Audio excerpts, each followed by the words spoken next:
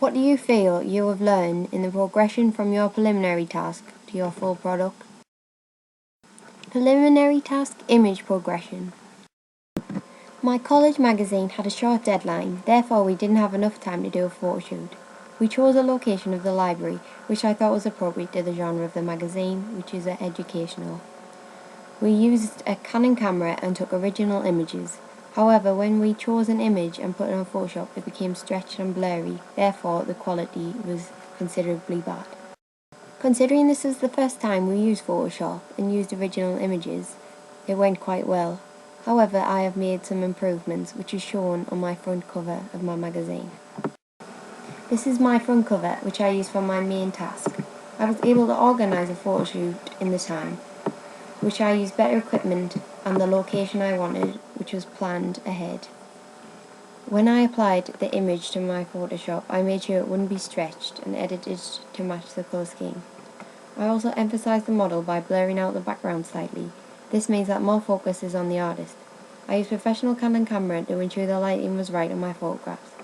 I also learned from my research and plan about poses and facial expressions. I felt that I used the appropriate ones for my genre. Costume and prop progression.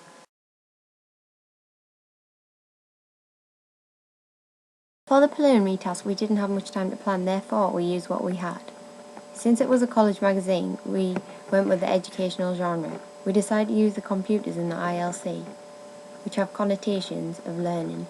We didn't have time to decide on appropriate costumes, therefore we just used the casual clothing that we were wearing. However, if we had planned this, we may have used clothing that looked good on camera and that was bright, and that fit with the colour blue and white of our colour scheme. However, for my main task, I had a plan. Therefore, I decided to use a guitar as a prop. This is done conventionally on rock magazines to emphasise the genre. Plus, it looks good on camera and doesn't take too much attention away from the artists themselves. For my model, I decided on certain makeup and clothing. I used a quite dark eyeliner and dark lipstick. This is done a lot on females in the rock genre. The costume I decided was a denim jacket, a band t-shirt and jeans. This seems quite casual and laid back. This also looked good on camera and was the look I was going for. On my college magazine, I feel that image is unprofessional. This is because we are not looking at the camera and we hadn't had much experience of using it at this time. The body language is also very awkward and uncomfortable. However, on my music magazine, the body language looks more professional. You can tell I have planned my photo shoot due to the images. They are natural and comfortable at the same time. Also, for my main task, I have edited my images. This is to match with the colour scheme and to create a natural light for my image. Costume and prop progression.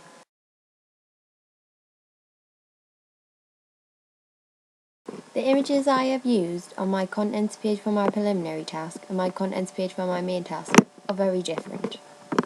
You have to take into account that they are for different genres. However, my main task images are of much better quality. This is because of the more experience I have had using Photoshop. I have ensured to boost the colour on my main task images. This is to match my colour scheme and also to create a bright atmosphere. This can create shadow and depth as well. This will draw the viewer in further. Both the image for my preliminary task and the image for my main contents page were both consistent and related to the feature page. However, you can see more progress on my main task contents page. Font and colour progression.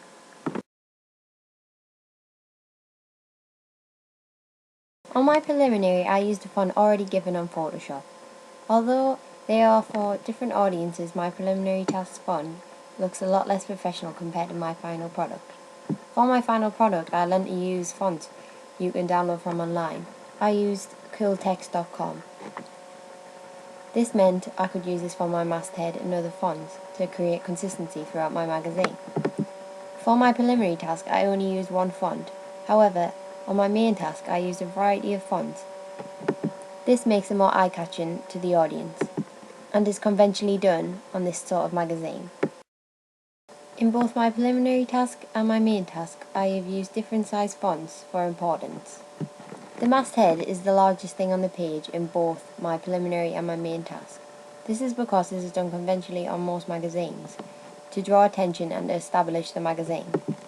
The next largest writing is the main cell line. This is because this is the main story for your magazine and is a story you want to draw most attention to. The next thing is the cover lines. They are a lot smaller than the rest.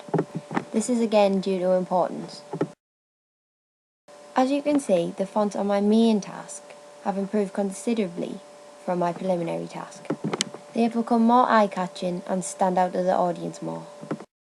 You see that I have an awareness of the conventions on my magazine, as I have placed much more clarifying fonts and colours on my magazine, rather than my preliminary task. I have used very different colour schemes for each product I have created. This is to do with the genre. For the college magazine I use pale blue and white. This is because these colours are usually associated with a calm environment, which is what we want the college to be perceived as. However, looking back at these colours, these do not stand out, which is why I use different colours on my main task. My main task shows progression in colours because they are clear and bright, which makes it eye-catching for the target audience. The red, yellow and black are used conventionally on a rock punk magazine. This is because these colours can be associated with danger and rebellion, which match with the genre. My minimal colour scheme helps the colours to complement each other and to create a professional overall finish.